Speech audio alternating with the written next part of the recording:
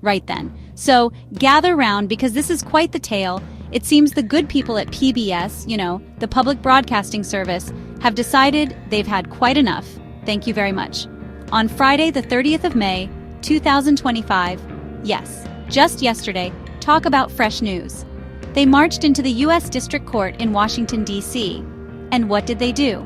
They filed a lawsuit, a big, proper, grown-up lawsuit. And who, you might ask, is on the receiving end of this legal displeasure?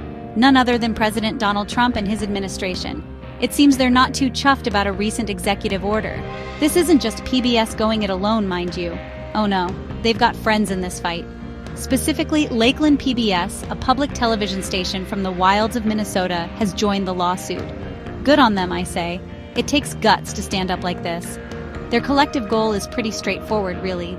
They want to stop this executive order in its tracks. An order, it turns out, that's aiming to yank federal funding away from PBS. Imagine that, trying to pull the plug on Big Bird's life support. The sheer audacity of it all is quite something to behold. The core of their argument, the very heart of this legal battle, is that this executive order is, to put it mildly, a bit dodgy. PBS isn't just saying it's unfair or a bad idea, though it's probably those things too. No, they're arguing it tramples all over the First Amendment of the U.S. Constitution. Yes, that First Amendment, the one about free speech, the one that's supposed to stop the government from telling people, or indeed television networks, what they can and cannot say, or punishing them for their views. It's a rather bold claim, isn't it? So here we are. The lines have been drawn, the legal documents have been filed. PBS, a cornerstone of American public media for decades, is now locked in a battle with the White House. They believe this funding cut isn't just about budgets or fiscal responsibility, as some might try to claim. They see it as a direct attack on their ability to operate freely, to create the programs they want to create, without looking over their shoulder. This is a big one, folks. A really big one. And it's only just getting started, isn't it just? Now let's delve into this infamous executive order, shall we? The piece of paper causing all this ruckus. President Trump, it appears, signed this particular document earlier in May 2025. Specifically, if you're taking notes, it was May 1st, May Day, a day traditionally for workers' rights, now apparently also for presidential orders that make public broadcasters rather cross. This order wasn't subtle. It didn't gently suggest a review of funding. Oh no, it went straight for the jugular, didn't it? It directly instructed the Corporation for Public Broadcasting, or CPB, to stop giving money to PBS. And not just PBS, but NPR too. And why, you might be wondering, would the president want to do such a thing? What was the grand justification for starving these public media giants of their federal pennies? Well, according to the order, it's because PBS and NPR are, and I quote, purveyors of biased and partisan news coverage. Biased, partisan, strong words those. It's the sort of accusation that gets thrown around a lot these days, isn't it? Like confetti at a rather miserable wedding. The suggestion is that these networks are not playing fair, that they're picking sides, and that's a no-no. Of course, the White House has its own spin on this. Deputy Press Secretary Harrison Fields, bless him, had the unenviable task of defending the order. He stated that the CPB uses taxpayer money, your money, American viewers, to support a particular political party. Which party? Well, they didn't explicitly say, but you can probably guess which one they think it is. Mr. Fields went on to say that the president is simply exercising his lawful authority. He's making sure taxpayer dollars are used efficiently. Efficiently by, defunding news organizations he doesn't like. Right. So that's the order in a nutshell. A presidential directive aimed squarely at the financial lifeline of PBS and NPR, justified by claims of bias and a desire for efficient spending. It's a move that was always going to cause a storm. You can't just poke a badger like PBS with a stick and expect it to just sit there and take it, can you? Especially when that stick is threatening to take away its dinner. This is high-stakes stuff, with big principles and big money on the line. And as we've seen, the fight back has well and truly begun. Right, let's get to the constitutional nitty-gritty, the First Amendment. Two words that carry a whole lot of weight in America. PBS isn't just saying this funding cut is mean, they're saying it's unconstitutional. Their lawsuit argues, quite forcefully, that President Trump's executive order is a direct violation of this sacred amendment. They claim it's a classic case of what lawyers call viewpoint discrimination, which, in layman's terms, means the government is trying to punish them not for they are, but for, or more accurately, what the administration, they say. The argument goes like this. The administration, according to PBS, has taken a dislike to some of PBS's programming content. They perceive it as biased against them. And so this executive order is their way of retaliating, of using financial leverage to silence or at least chasten a voice they find disagreeable. PBS contends that this is a dangerous path. If the government can cut funding based on whether it likes a network's editorial stance, then where does that leave the idea of a free press? It's a chilling thought, isn't it? It essentially puts a price on independent journalism. Furthermore, PBS argues that this order infringes upon its editorial discretion. Networks, especially news organizations, need to be free to make their own decisions about what to cover and how to cover it. They need to do so without fear of financial reprisal from the powers that be. If they are constantly worried that a critical report might lead to their budget being slashed, they might start self-censoring. And that, my friends, is a very slippery slope indeed. Paula Kerger, the president of PBS, has been quite clear on this, emphasizing the absolute need to protect public television's editorial independence. She's not wrong, is she? So, this isn't just a squabble over money, it's a fundamental disagreement about the role of government and the rights of the media. PBS is effectively saying, you can't use taxpayer money as a weapon to control what we report or how we report it. They believe the First Amendment provides a shield against exactly this kind of governmental overreach. The courts will now have to decide if that shield is strong enough to withstand this particular attack. It's a legal drama with potentially huge implications for all media, not just public broadcasting. Section 4. The bottom line, federal funding and the fear of the dark screen. Now let's talk about the brass tacks, the money, the moolah, the dosh, because at the end of the day, while principles are lovely, you can't pay the electricity bill with high-minded ideals, can you? Federal funding plays a significant, though perhaps not overwhelming, role in PBS's overall budget. According to reports, government funding accounts for approximately 16% of PBS's total income. 16% might not sound like a colossal figure, but when you're talking about the kind of budgets these organizations run, it's a hefty chunk of change to suddenly go missing. If this executive order stands, PBS is looking at losing a cool $81 million annually in federal grants. $81 million. That's a lot of documentaries, a lot of educational programs, a lot of very talented people's salaries. And it doesn't stop there. There's a knock-on effect.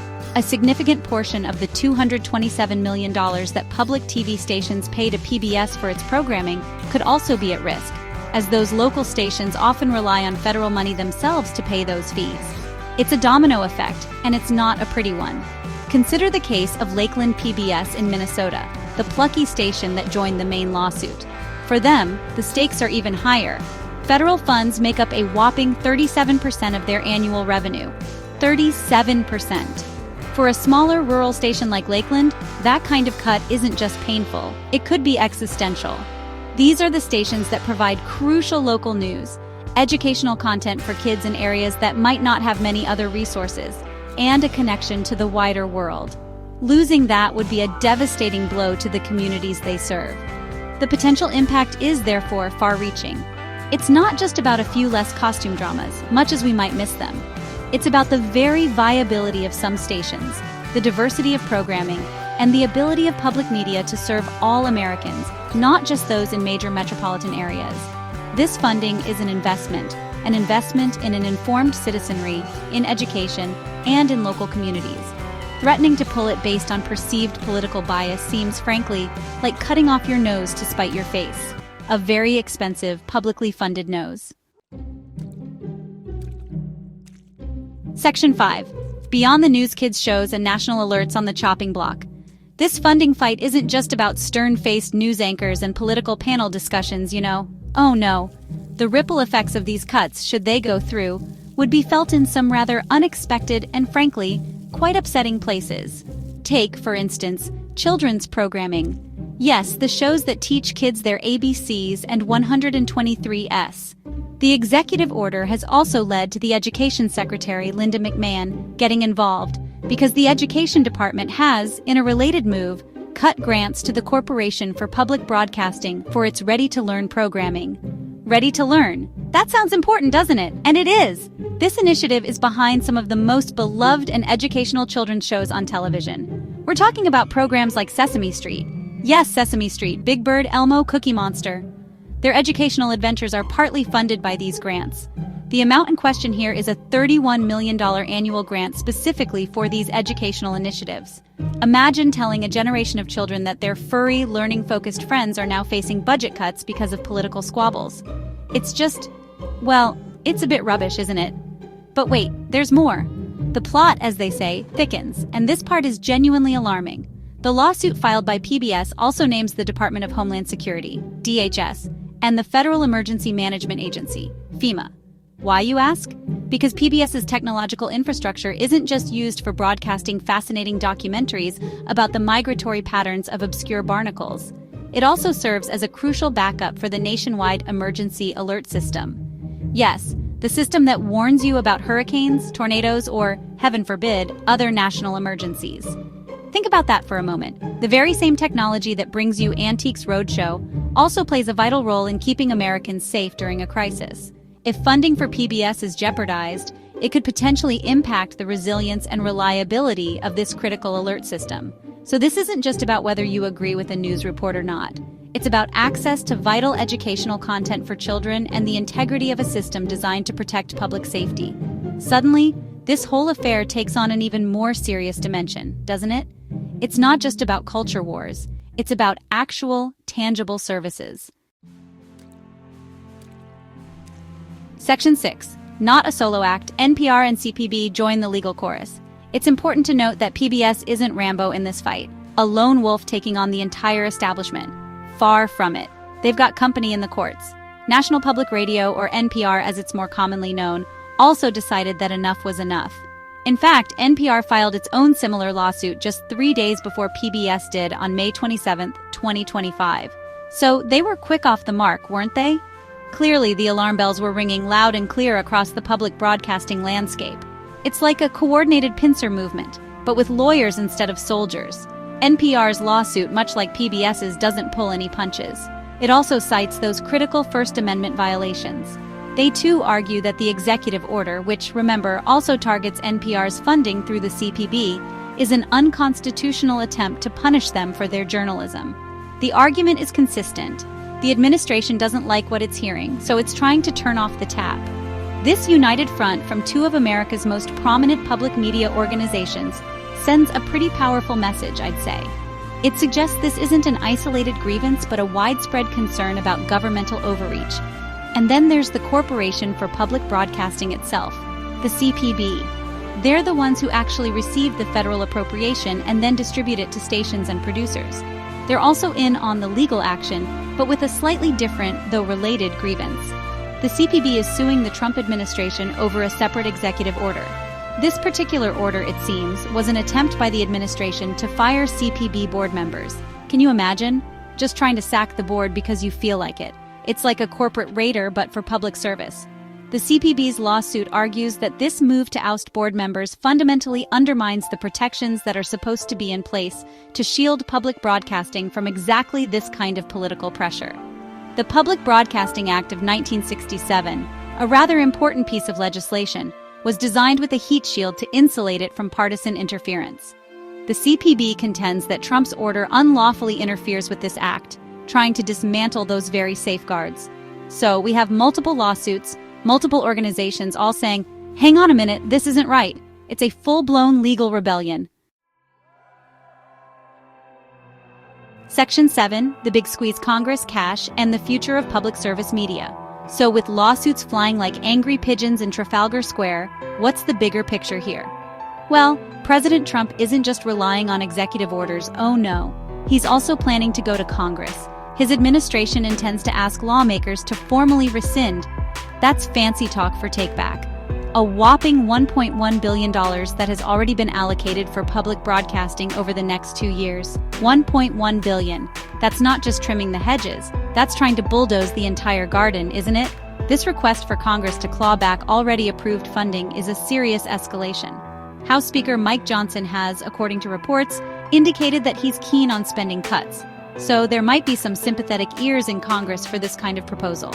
Once the president makes such a rescission request, Congress will have a tight 45-day window to approve it. 45 days. That's not a lot of time for deliberation when such a significant sum and such an important principle is at stake. It sets the stage for a proper political showdown on Capitol Hill. This whole saga really brings into sharp focus the ongoing debate about the role and funding of public media. The Public Broadcasting Act of 1967 was established to ensure that all Americans have access to diverse, educational, and non-commercial programming. It was built on the idea that an informed and educated populace is essential for a healthy democracy. And crucially, it included provisions to protect these broadcasters from undue political influence to maintain their editorial independence. That independence is now, very clearly, under threat. Ultimately, this isn't just about PBS or NPR, or even the $1.1 billion.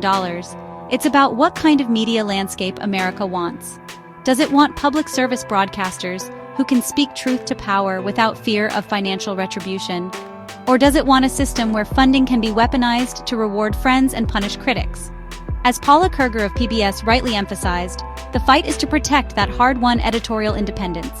The coming weeks and months, both in the courts and in Congress, will be absolutely critical in determining the future of public broadcasting in the United States. And frankly, that's something we should all be paying very close attention to.